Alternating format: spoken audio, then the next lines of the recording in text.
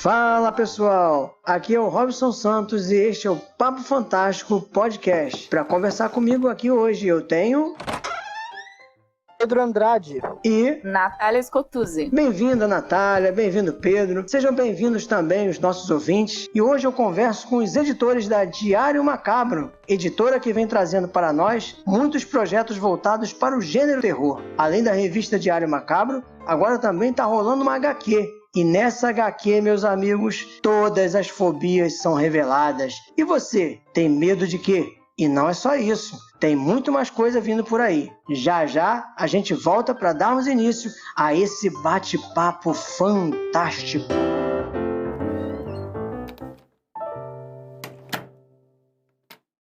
Fala pessoal, beleza? Aqui é o Robson e eu tenho alguns recadinhos bem rápidos. Primeiro, eu quero agradecer a todos que ouviram o primeiro episódio do Papo Fantástico com a escritora Cristina Pézio. A todos que baixaram, que compartilharam, o meu muito obrigado. O Papo Fantástico será publicado na plataforma Megafono. Lá você pode ouvir ou baixar o programa. Além da plataforma Megafono, o podcast vai estar disponível também pelo Spotify, iTunes e o SoundCloud. Os links mencionados no programa estarão todos disponíveis no post.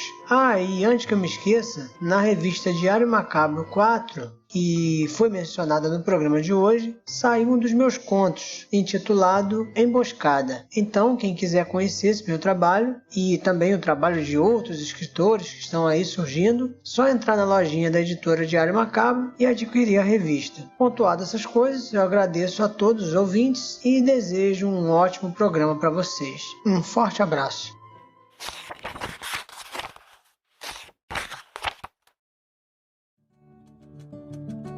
Bom, pessoal, para início de conversa, eu quero saber, como eles se conheceram e como surgiu a ideia da revista Diário Macabro.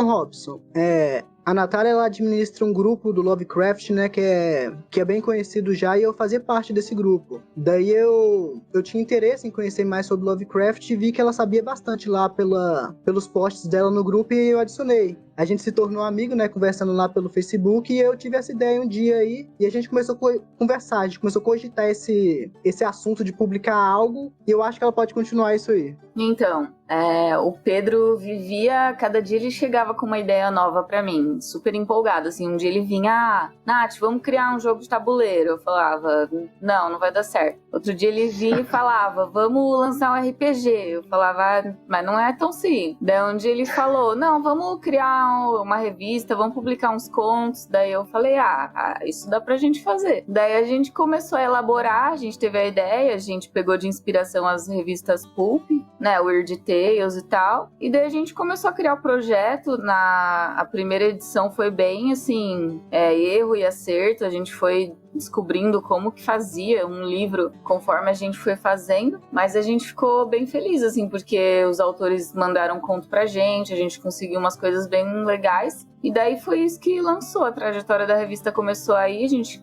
teve essa ideia em 2016, da primeira revista saiu em 2017 e agora a gente continua lançando. Então, acho que é interessante a gente dizer que, no caso, desde o início, vocês contaram com um financiamento coletivo, não é isso? Sim, exatamente, porque a gente criou esse projeto do nada, né? A gente não teria outro jeito de bancar. E o financiamento coletivo nem era muito conhecido ainda, né? No Brasil, principalmente. Eu já tinha participado de alguns de fora, mas daí a gente achou Catarse e a gente decidiu lançar por lá. E deu certo. Poxa, que legal, hein?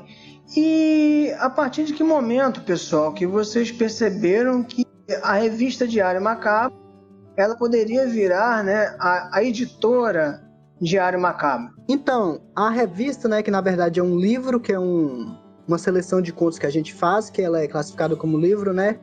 E a gente percebeu que, por exemplo, lá pelo meio da segunda edição, que a gente já vinha publicando aí 2 livros publicados, né? E a gente falou assim, a gente podia lançar um selo editorial, né, pra categorizar a nossa revista como livro já. Daí a gente pensou em criar essa editora com o mesmo nome da revista para lançar a própria revista. Daí no meio do ano passado, a gente vendo que a gente teve uma repercussão boa, a gente foi lá e falou assim, e se a gente lançasse outros livros, outras coisas além da revista, né? E aí começamos a conversar e planejar essas coisas. A Natália pode falar um pouco mais aí. A gente viu que tava dando certo, que a gente tinha potencial pra isso, então a gente decidiu expandir, pra não ficar só preso na revista, né? Então a gente criou a editora, a gente lançou o primeiro livro de contos de um autor, que é o Leandro Henrique Cerchiari, que ele tinha participado de 2 edições da revista, então a gente conversou com ele tinha alguns contos já prontos para serem publicados, a gente decidiu lançar. Daí agora a gente tá com a HQ, né, o Fobia Filia. Então a gente tá tentando crescer, a gente tá planejando outras coisas, que depois a gente vai contar um pouquinho aqui. Mas é isso, a gente viu que dava certo, a gente viu que as pessoas estavam gostando do que a gente tava fazendo, então a gente falou que não podia deixar essa oportunidade passar. No caso, a revista Diário Macabro, ela já está na 4ª edição, não é isso? Isso, a 4ª edição já está lançada. A gente acabou de divulgar essa semana os escolhidos para número 5 e número 6, porque a gente abriu o edital para 5 mês passado, né? Acho que em janeiro, a gente finalizou esse mês. E a gente recebeu tanta coisa boa que já deu para a gente fechar mais 2 edições. Então a 5 e a 6 já está com a lista pronta de quem vão ser os autores. As seleções que vocês fazem, vocês têm uma equipe para poder fazer isso?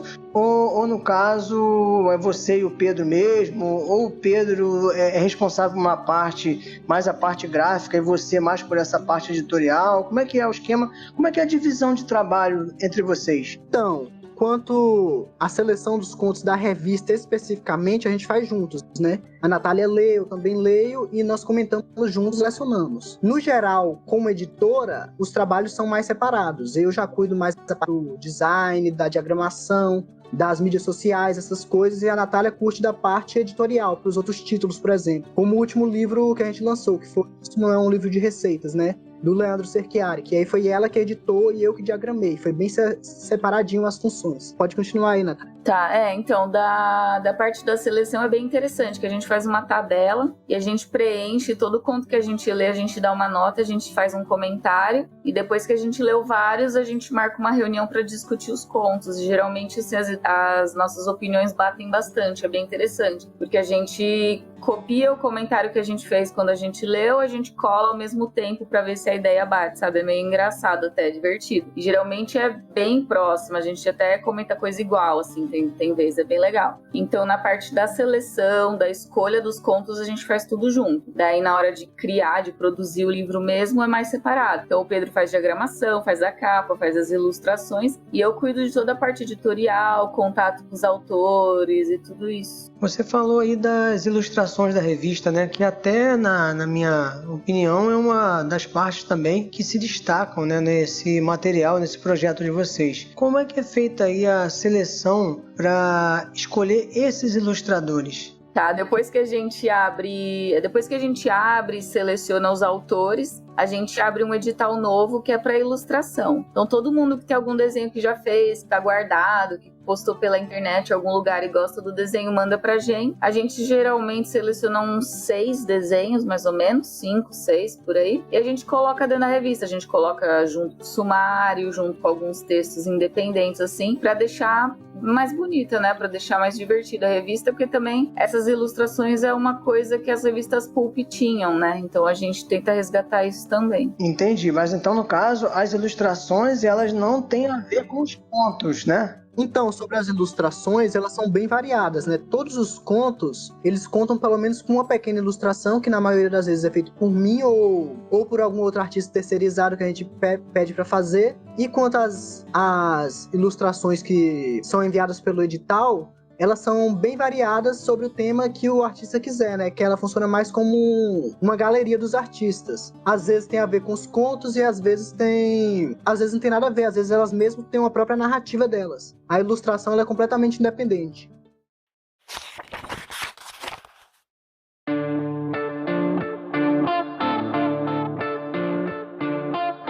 Bom, para a gente começar esse bloco, eu gostaria de perguntar o seguinte a vocês. Como é empreender em um mercado considerado em crise, como é o mercado editorial atualmente, e ainda em um gênero considerado de nicho, como o terror?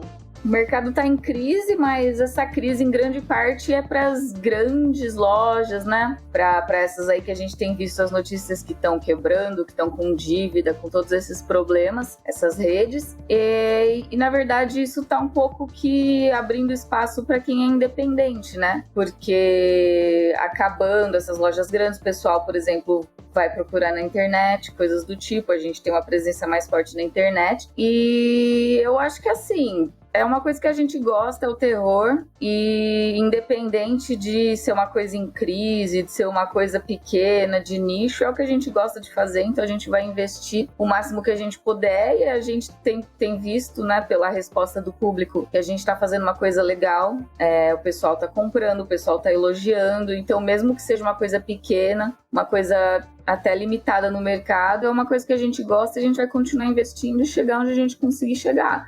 E eu acho que assim, existem poucas editoras grandes, né, de terror no Brasil, mas a gente vê que tem algumas que conseguiram espaço, então acho que não tem por que a gente ter medo. Um outro ponto que eu quero abordar é que enquanto as editoras consideradas grandes preferem investir em autores consagrados, vocês valorizam o autor nacional, autores iniciantes, pouco conhecidos inclusive. Como é que funciona? Como é que vocês trabalham essa ideia na Diário Macabro?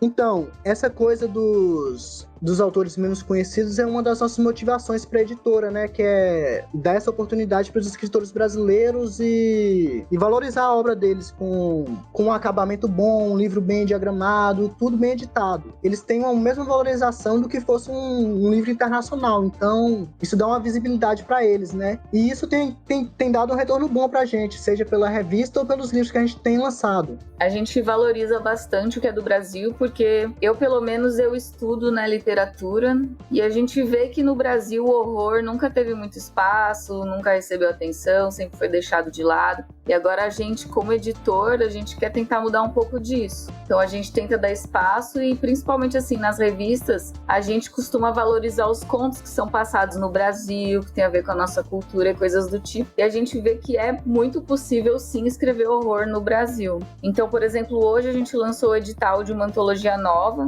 que vai chamar Manicômio Salgueiro. É uma história que vai ser passada no Brasil, num manicômio aqui. A gente não especificou lugar, cidade nem nada, mas é no Brasil. E cada autor vai ter que escrever um conto passado nesse manicômio, seja como um personagem, seja o personagem um paciente do manicômio, ou algum médico, algum funcionário, alguma coisa assim. Então, mas assim, a gente prefere que o pessoal coloque características do Brasil, coloque elementos culturais, que é isso que a gente procura valorizar. A gente acha isso muito importante.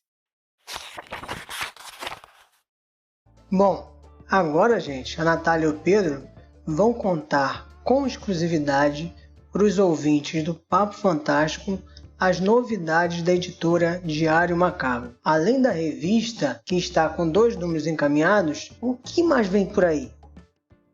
A gente tem várias coisas planejadas para esse ano, principalmente para esse semestre. A gente não esperava que fosse publicar 2 números da revista agora, né? Foi uma coisa bem inesperada. Então, eu não sei se isso vai ser uma nova regra, se vai ser uma exceção, isso a gente vai ver daqui para frente. Mas as 5 e as 6 vão sair esse semestre, elas vão ser pelo menos produzidas esse semestre, talvez a número 6 saia lá para julho ou agosto. E no segundo semestre vai ter mais um edital, seja só para 7, seja para 7 para 8, daí a gente vai ver. Fora isso, tem essa antologia que eu acabei de falar, né, do Manicômio, que a gente já publicou hoje, acho que a partir do dia 31 de março que as pessoas podem enviar os contos. Além disso, a gente está publicando Fobia Filia, né, a gente está no Catarse na campanha, vai até maio também, então ainda tem um tempinho aí pra gente levantar o dinheiro.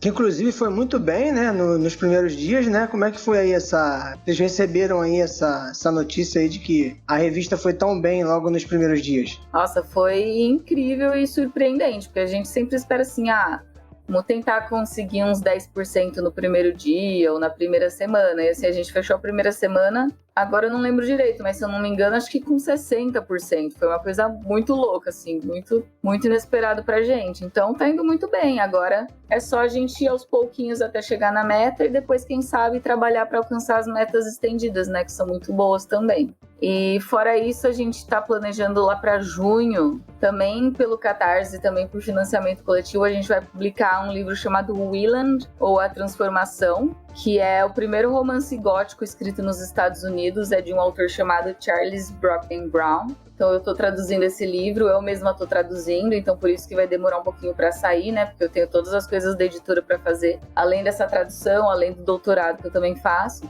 Mas é uma coisa que nunca foi publicada no Brasil, então a gente também está bem animado com isso. E talvez lá para o segundo semestre a gente está planejando lançar a minha dissertação de mestrado, que no mestrado eu estudei a obra do Lovecraft, então a gente está pensando em publicar. Talvez a gente vá criar um selo editorial novo só para coisas acadêmicas e estrear esse selo com a minha dissertação. Esses são os planos até agora.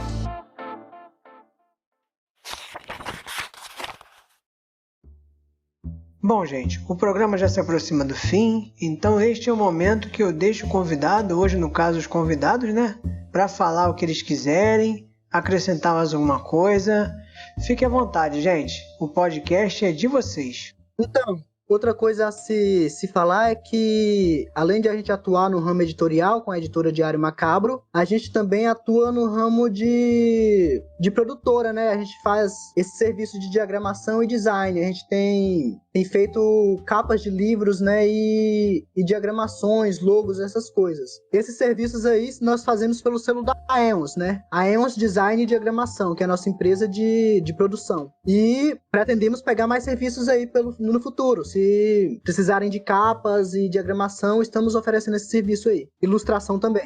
Então, eu queria falar um pouco também agora da Coesão Independente. Não sei se vocês conhecem, Robson, não sei se você já ouviu falar, mas no final do ano passado, o Cid, do Sebo Clepsidra, da editora do Sebo Clepsidra, ele decidiu criar um grupo com várias editoras independentes para a gente se ajudar, para a gente se apoiar, para a gente conseguir crescer junto, né? Porque nesse mercado aí das grandes editoras fica meio difícil para a gente concorrer, então todo mundo se juntando, a ideia dele foi que a gente conseguisse se fortalecer. Então agora para abril, no dia 6 de abril, vai ter o primeiro evento que a gente está organizando, que é o Choque Literário. Vai ser uma feira, vai ser em São Paulo esse evento, né? Na Vila Mariana, depois vocês podem pegar certinho o endereço escrito. Mas a gente está organizando com muito capricho essa feira e lá várias das editoras da Coesão, não todas, né, porque algumas são de fora de São Paulo, algumas não vão poder participar, mas a gente vai levar nosso material para vender, a gente vai apresentar para vocês o que é a Coesão, o que são essas editoras, vai ter alguns debates e bate-papo, por exemplo, vai ter um bate-papo sobre horror, eu vou estar nessa mesa com algumas outras pessoas de outras editoras, escritores,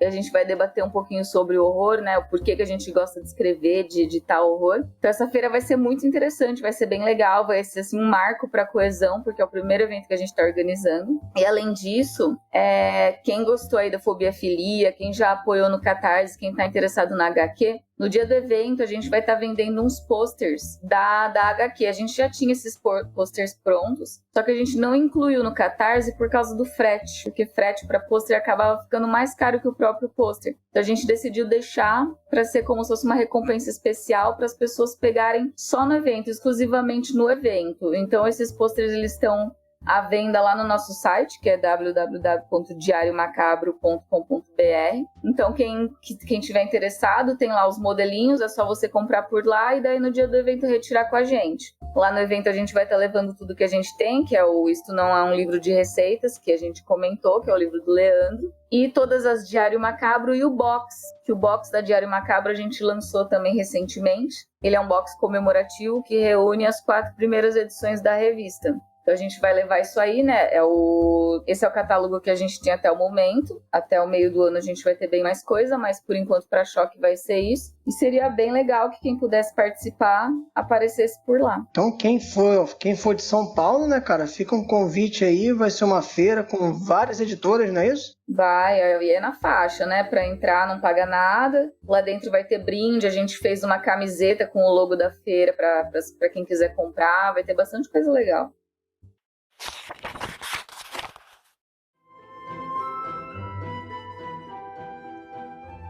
Gente, tá acabando.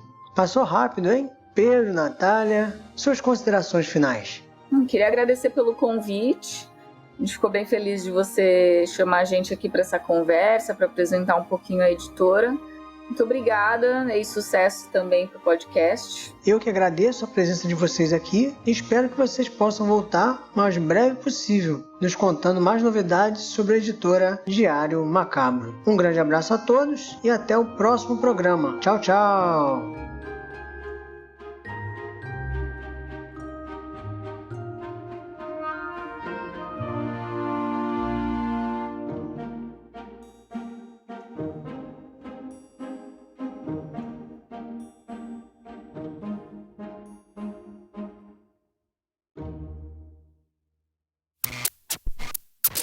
Esse podcast foi editado pelo Pod História, podhistoria.com.